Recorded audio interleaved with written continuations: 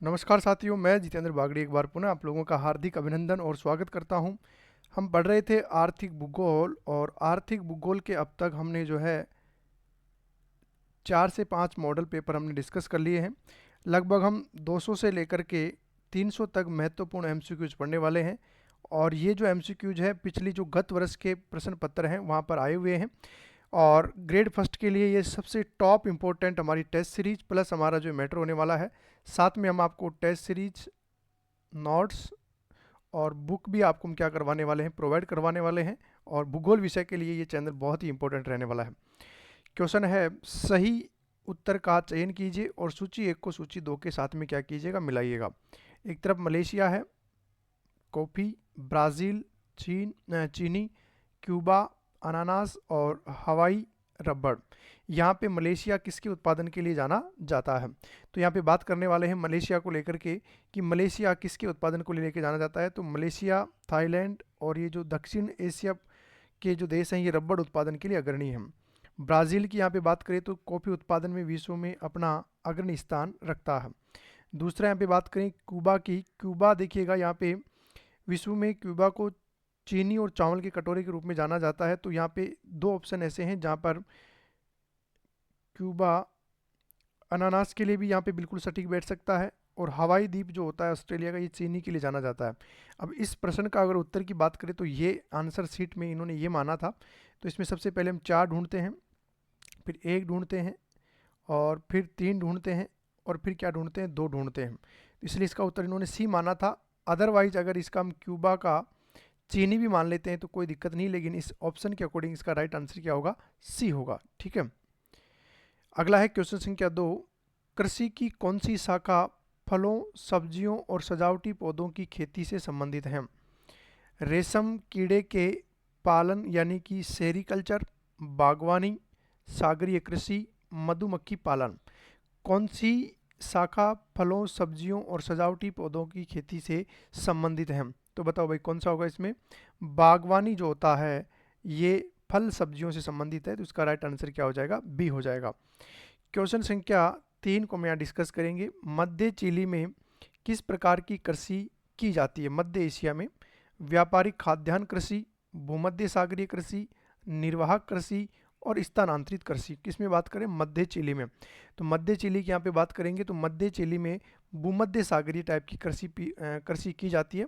और इस कृषि में सबसे खास विशेषता है यहाँ पर खट्टे फलों की जो खेती होती है वो सबसे ज़्यादा होती है। और ये अधिकतर सभी महाद्वीपों के जो पश्चिमी और पूर्वी जो तटीय भाग हैं वहाँ पर ये कृषि आपको देखने को मिलती है। कहने का तात्पर्य होगा कि ये विश्व ग्लोब पर 30 डिग्री अक्षांश से 40 डिग्री अक्षांश के बीच में इसकी खेती क्या है, की जाती है। ठीक है, यहाँ तक कोई दिक्कत नहीं। इसके बाद में बात करेंगे निम्नलिखित में से कौन सा बागाती कृषि क्षेत्र नहीं है? दक्षिणी पूर्वी ब्राज़ील, पूर्वी संयुक्त राज्य अमेरिका, मलेशिया और इंडोनेशिया और वेस्ट इंडीज। यहाँ पे हम बात करने वाले निम्नलिखित में से कौन सी बागाती कृषि क्षेत्र नहीं है? बागाती का मतलब जहाँ पर बागवानी खेती नहीं की जाती है। तो इसका राइट आंसर होने वाला है पूर्वी संयुक्त राज्य अमेरिका। ब्राज़ील में बागाती कैसी की जाती है? मलेशिया इंडोनेशिया में की जाती है, वेस्ट इंडीज में की जाती है, परंतु इसमें नहीं की जाती। इसका तो राइट आंसर क्या हो जाएगा, बी हो जाएगा। ठीक है, राइट आंसर क्या हो जाएगा, बी हो जाएगा। क्वेश्चन संख्या 5 है, उपयुक्त सूत्र का उपयोग किसके निर्धारण हेतु किया जाता है? फसल चक्र, फसल भूमि उपयोग, फसल सघनता और फसल संयोजन। उपयुक्त सूत्र का उपयोग करके किसके निर्धारण हेतु किया जाता है? तो यहाँ पे सूत्र दिया ही नहीं है, मैं आपको सूत्र बताता हूँ। सूत्र क्या था? ये सूत्र देखिएगा, बोई गई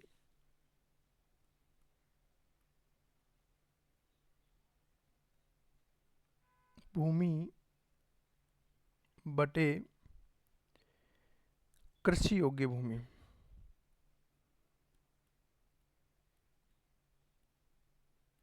मल्टीप्लाई 100। तो ये किसका सूत्र है? तो ध्यान रखना ये फसल सघनता का सूत्र है। और इसका राइट आंसर क्या होगा, सी होगा। इसका राइट आंसर क्या होगा, सी होगा। क्वेश्चन संख्या 6 है, कौन सा सही सुमेलित नहीं है? एक तरफ क्षेत्र है और एक तरफ स्थानांतरित कृषि का नाम है। सूडान, श्रीलंका, मलेशिया और फिलीपींस।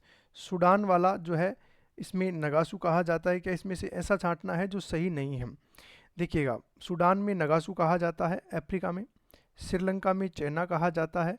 मलाया जो है इसमें मिल्पा नहीं कहा जाता, क्योंकि मिल्पा जो है मैक्सिको या मध्य एशिया में कहा जाता है। फिलीपींस में केंगिन या केंजिन के नाम से इसको जाना जाता है। और जो मलाया प्रदेश है इसमें इसको मिल्पा के नाम से नहीं जाना जाता, क्योंकि मिल्पा कहाँ है? मध्य एशिया या अमेरिका में इसको जाना जाता है। तो ये क्या है? असुमेलित है। क्वेश्चन संख्या 7 है, निम्न में से कौन सा सुमेलित नहीं है? प्रेरी, पंपाज, डाउन्स और लानोस। इनमें से कौन सा सुमेलित नहीं है? यहाँ पे हम बात करने वाले हैं प्रेरी। प्रेरी एक शीतोष्ण है, तो कनाडा में है। पंपास अर्जेंटीना में है, ये भी सुमेलित है। डाउन्स ऑस्ट्रेलिया में, ये भी सुमेलित है। लानोस ये न्यूजीलैंड में नहीं है। लानोस कहाँ पर है? ब्राज़ील में है। कहाँ पर है? ब्राज़ील में। तो इसका राइट आंसर क्या हो जाएगा? डी, क्योंकि इसमें क्या पूछा आपको? सुमेलित नहीं है, तो इसका मतलब क्या हो जाएगा? ब्राज़ील। और ब्राज़ील का पड़ोसी एक और देश वेनेजुएला।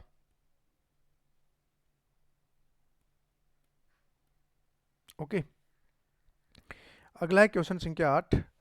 निम्नलिखित सूची 1 को सूची 2 के साथ में सुमेलित कीजिए तथा नीचे दिए गए कोटों को सही उत्तर का क्या कीजिएगा? चयन कीजिएगा। एक तरफ क्षेत्र है, एक तरफ स्थानांतरित कृषि का क्या है? नाम है। मध्य अमेरिका और ब्राज़ील में, तो मध्य अमेरिका की बात करें तो भी मैंने कहा था आपको मिल्पा शब्द मिला है, बिल्कुल 2 हो जाएगा। श्रीलंका में चेना कहा जाता है। मलेशिया में लदांग कहा जाता है। और भारत के कुछ राज्यों में इसको पोंडा के नाम से भी जाना जाता है। तो पहले का में 2 ढूंढना है, सब में 2-2 है यहाँ पर भी। श्रीलंका का 1 ढूंढना है, तो यहाँ पर 1-1 है। और मलेशिया का 4 ढूंढना है, तो 4 हमारे को यहाँ मिला है। और भारत का 3 ढूंढना है, तो इसका मतलब बी क्या हो जाएगा? इसका राइट आंसर। ओके, बी क्या हो जाएगा? राइट हो जाएगा।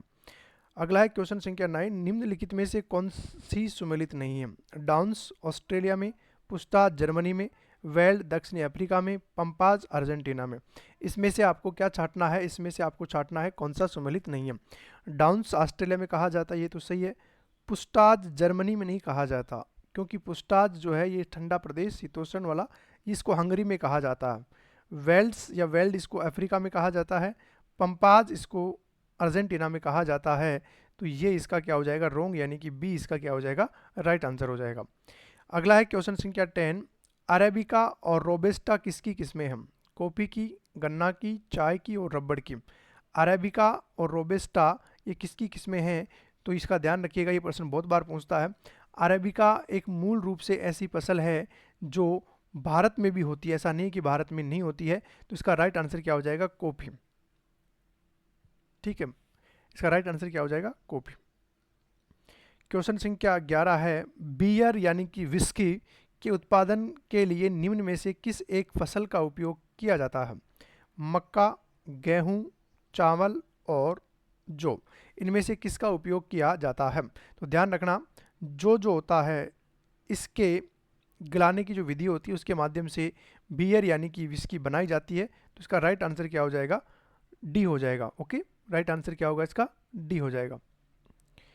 अगला है क्वेश्चन संख्या 12। निम्नलिखित परिस्थितियों में से गेहूं की अच्छी खेती के लिए कौन सा युग्म आवश्यक है? मध्य तापमान मध्यम वर्षा, उच्च तापमान भारी वर्षा, उच्च तापमान मध्यम वर्षा और कम तापमान कम वर्षा। तो गेहूं एक ऐसा पौधा है जिसके उत्पादन के लिए किस प्रकार की आवश्यकता होती है? तो गेहूं को बोते हुए 10 डिग्री सेंटीग्रेड टेम्परेचर की आवश्यकता होती है। और अगर काटते समय या पकते समय बात करें तो 20 डिग्री टेम्परेचर की आवश्यकता होती है। और 100 दिन इसको पाला रहित जो है वो क्या चाहिए? मौसम चाहिए। और वर्षा की बात करें तो लगभग 80 सेंटीमीटर वर्षा इसके लिए आवश्यक होती है। तो इसके लिए मिडिल टेम्परेचर और मिडिल जो रेन होती है वो सेटिस्फाई होती है। किसके लिए? गेहूं की खेती के लिए। तो ए इसका क्या हो जाएगा? राइट आंसर हो जाएगा। क्वेश्चन संख्या 13 है, गुड़ यानी खांड मोलासेस क्या है? पेड़ से प्राप्त होने वाला चिपचिपा गोंद, चिपचिपा तरल रबड़, ताजे पानी में रहने वाले जीव, गन्ने से प्राप्त होने वाले काले भूने रंग की चाशनी। तो गुड़ यानी ये शक्कर होती है और इसका राइट आंसर क्या हो जाएगा? डी। ठीक है, डी गन्ने से प्राप्त होने वाले काले भूरे रंग की चाशनी होगा। क्वेश्चन संख्या 14 है, निम्नलिखित में से चावल के वर्गीकरण का एक प्रकार कौन सा है? जैपेनिका और इंडिका, मैक्सिकन और यूक्रेनियन, जर्मेनियम और नॉर्वेजियन, मलायन और श्रीलंकन। निम्न में से कौन से चावल का वर्गीकरण का एक स्रोत है या कौन सा एक प्रकार है, तो बताइएगा। क्वेश्चन संख्या 14 आपके सामने है, तो इसका राइट आंसर क्या हो जाएगा, ए, जापानिका और इंडिया। जापानिका और इंडिया मूल रूप से चावल एक खरीफ यानी कि ग्रीष्मकालीन फसल है जो जून और अगस्त के बीच में बोई जाती है एवं नवंबर जनवरी के आसपास इसको काटी जाती है। भारत में तमिलनाडु जैसे राज्यों में इसके उत्पादन के लिए अग्रणी है। भारत में औस, कार्तिक, बोरो, डलवा आदि इनको अन्य नामों से भी जाना जाता है। क्वेश्चन संख्या 15 है, बाजरे की खेती के लिए वर्षा की आवश्यक सीमा कितनी होती है। बाजरा उष्णकटिबंधीय पौधा है, मूलतः अफ्रीकन पौधा ही। 70 से 92, 40 सेंटीमीटर से 62 सेंटीमीटर, 50 सेंटीमीटर से 72 सेंटीमीटर, 60 सेंटीमीटर से 82 सेंटीमीटर।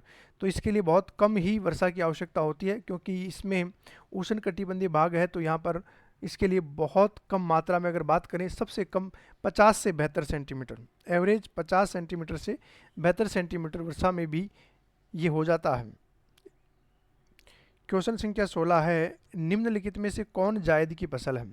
जायद का मतलब होता है सब्जियां, चावल, सब्जियां, जूट और मक्का। तो जायद जो होती है रबी एवं जो खरीफ की फसल होती है उसके बीच में बोई जाती है कौन सी फसल, आपके जायद की फसल। तो इसके बीच की फसल है, तो ये सब्जियों के लिए काकड़ी, खीरा, मटर आदि के लिए ये महत्वपूर्ण होती है। ठीक है, तो इसका राइट आंसर क्या हो जाएगा, बी हो जाएगा। ओके, राइट आंसर क्या होगा इसका, बी हो जाएगा। क्वेश्चन संख्या 17 है, निम्नलिखित में से विश्व की किस भाग में कठोर वसंतकालीन गेहूं बोया जाता है। देखो, गेहूं वसंतकालीन जो होता है थोड़ा ग्रीष्मकालीन का मौसम होता है, लेकिन एक देश ऐसा है जहां पर इसकी खेती की जा रही है। भारत और चाइना, कनाडा और उत्तरी अमेरिका, जापान और मलेशिया, और ऑस्ट्रेलिया और न्यूजीलैंड। तो इसमें राइट आंसर होगा बसंतकालीन। तो कनाडा का जो मैंने कल डेलुआ बताया था, मैंने केलुआ का जो डेनुआ प्रांत जो है वहाँ पर ये किया जाता है, कनाडा और उत्तरी अमेरिका में। ठीक है, तो इसका राइट आंसर क्या हो जाएगा, बी हो जाएगा। क्वेश्चन संख्या 18 है, गन्ने के विकास के लिए उपयुक्त तापमान की सीमा कितनी होनी चाहिए। 31 डिग्री से 37 डिग्री, 21 डिग्री से 27 डिग्री, 15 डिग्री से 20 डिग्री और 16 डिग्री से 21 डिग्री। गन्ने के विकास के लिए उपयुक्त तापमान की सीमा कितनी होनी चाहिए। तो इसका राइट आंसर क्या होगा, बी होगा। और बी का मतलब हो जाएगा 21 डिग्री से 27 डिग्री की हम यहाँ पे बात करने वाले हैं। गन्ना एक प्रकार से उपोष्ण जलवायु का पौधा है।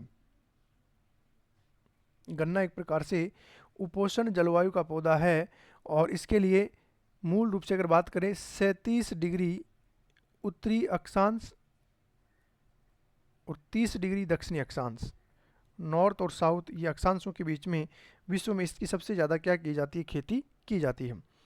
क्वेश्चन संख्या 19 है, मक्के की खेती के लिए उपयुक्त ग्रीष्मकालीन तापमान किस सीमा के बीच में होना चाहिए। मक्के की खेती के लिए ग्रीष्मकालीन तापमान किस सीमा के बीच में होना चाहिए। 18 डिग्री सेल्सियस से 27 डिग्री, 15 डिग्री से 25 डिग्री, 16 डिग्री से 27 डिग्री और 20 डिग्री से 25 डिग्री के बीच में। तो इसके लिए राइट आंसर क्या होगा, ए मतलब हो जाएगा 18 डिग्री सेल्सियस से 27 डिग्री के बीच में मक्के की खेती के लिए आवश्यक और अनुकूल दशाएं होती हैं। खास तौर पर बात करें तो इसको 50 से लेकर के 75 सेंटीमीटर जो है वार्षिक वर्षा की क्या होती है, आवश्यकता होती है। भारत में अधिकतर ये अगर मक्का की खेती की बात की जाए तो ये जो भारत का दक्षिणी जो भाग है यहाँ पर इसकी सबसे ज़्यादा क्या की जा रही है, खेती की जा रही है। जो नॉर्थ साउथ जो इंडिया है वहाँ पर इसकी सबसे ज़्यादा क्या की जाती है। विश्व में अगर बात करें तो अमेरिका इसका सबसे बड़ा उत्पादक है। विश्व में अमेरिका मक्का का सबसे बड़ा उत्पादक देश है। सेंट लुइस एक मंडी है जो सबसे बड़ी मंडी भी है। निम्न में से किस देश में विस्तृत कृषि का विकास पाया जाता है। विस्तृत कृषि, जापान, ऑस्ट्रेलिया, ब्रिटेन और भारत। विस्तृत कृषि का मतलब होता है बड़े आकार या बड़े क्षेत्र पर जो खेती की जाती है वो क्या होती है, विस्तृत खेती के नाम से जाना जाता है। तो ऑस्ट्रेलिया एक ऐसा देश है जहाँ पे पॉपुलेशन कम है जबकि पठारी प्रदेश भी ज़्यादा है, परंतु यहाँ पे विस्तृत आधार पर जो है बड़े स्तर पर क्या की जाती है, खेती की जाती है। क्वेश्चन संख्या 21 है, भूमध्य सागरीय क्षेत्र किसके लिए प्रसिद्ध है? जूट की खेती के लिए, चाय उत्पादन के लिए, रबड़ की खेती के लिए, खट्टे फल और नींबू की खेती के लिए। भूमध्य सागरीय क्षेत्र किसके लिए प्रसिद्ध है? 21 का राइट आंसर क्या होगा? तो ये भूमध्य सागर जो है, मैंने आपको खट्टे है, ये गड्ढे नहीं है, खट्टे जो फल हैं और नींबू की जो खेती है यहाँ पर ये सबसे ज़्यादा की जाती है। जो भूमध्य सागर का आसपास का जो क्षेत्र है, यहाँ पर अगर बात करें तो अंगूर, नींबू, जो खट्टे फल हैं, इसकी सबसे ज़्यादा क्या की जाती है? खेती की जाती है। वर्ष 2013 में विश्व में कहवा का अग्रणी उत्पादक देश है ब्राज़ील, घाना, इक्वेडोर और ट्रिनिडाद। वर्ष 2013 में विश्व का कहवा का अग्रणी उत्पादक देश कौन सा है? तो ब्राज़ील इसका राइट आंसर होगा। ब्राज़ील में आज भी 2024 में भी अगर हम बात करें तो सबसे अग्रणी यही है, ठीक है, क्योंकि यूजीसी नेट का आया हुआ प्रश्न है 2015-16 में। नेक्स्ट क्वेश्चन है, जेसी वीवर ने अपना फसल साहचर्य विधि में से क्या प्रकल्पित किया था? फसलों के अंतर्गत उनके क्षेत्रफल के महत्व के अनुसार, फसलों के अंतर्गत क्षेत्रफल समान रूप से वितरित है, फसलों के अंतर्गत क्षेत्रफल असमान रूप से विस्तृत है, फसलों में वहन क्षमता असमान है। ठीक है, तो ये असमान है, ये समान है, ये महत्व के अनुसार है और ये अक्षमता के अनुसार असमान है। तो 23 की अगर यहाँ पे बात करें कि इन्होंने, जेसी वीवर ने किस प्रकार से इसको बताया है, तो फसलों के अंतर्गत समान वितरित रूप जो होता है वो अपना फसल साहचर्य विधि में इन्होंने प्रयोग किया है। तो 23 का बी क्या हो जाएगा? राइट आंसर हो जाएगा। क्वेश्चन संख्या 24 है, निम्नलिखित देशों में से कौन सा अपने गेहूं उत्पादन का लगभग 2/3 निर्यात करता है? ऑस्ट्रेलिया, कनाडा, अर्जेंटीना और जापान। निर्यात का मतलब बेचता है, तो कौन सा देश है? तो अर्जेंटीना, जिसको अर्धचंद्राकार गेहूं की पेटी के रूप में जाना जाता है, दक्षिणी अमेरिका में है, और अर्जेंटीना इसका क्या हो जाएगा? राइट आंसर हो जाएगा। क्वेश्चन संख्या 25 है, निम्नलिखित द्वीपों में से कौन मसालों के लिए नहीं जाना जाता? ग्रेनेडा, टुवालू, माल्टा और मालदीव। इसमें से कौन सा ऐसा देश है जो इसके लिए जाना नहीं जाता है? तो यहाँ पे मालदीव जो है, इसमें किसी प्रकार का मसाले का उत्पादन नहीं होता। ग्रेनाडा, टुवालू और माल्टा आदि जो देश हैं, ये किसके लिए, ये द्वीप जो हैं वो किसके लिए हैं? मसालों के लिए जाने जाते हैं। तो आज की क्लास का हम यहाँ पे समापन करेंगे। कैसी रही क्लास पसंद आई हो तो लाइक और शेयर करना नहीं भूलें। चैनल पर नए हो तो चैनल को सब्सक्राइब करना भी नहीं भूलें। ज्योग्राफी विषय के लिए यूजीसी नेट हो, ग्रेड फर्स्ट हो, असिस्टेंट प्रोफेसर हो, एमपी असिस्टेंट प्रोफेसर हो, अदर किसी भी स्टेट की टीजीटी पीजीटी वैकेंसी के लिए हमारा ये चैनल बहुत इंपॉर्टेंट होने वाला है। तो एक बार सभी का अभिनंदन है, स्वागत है, और इसी प्रकार से जुड़े रहेगा। मिलेंगे अगली क्लास में, तब तक के लिए सभी को जय हिंद, जय भारत।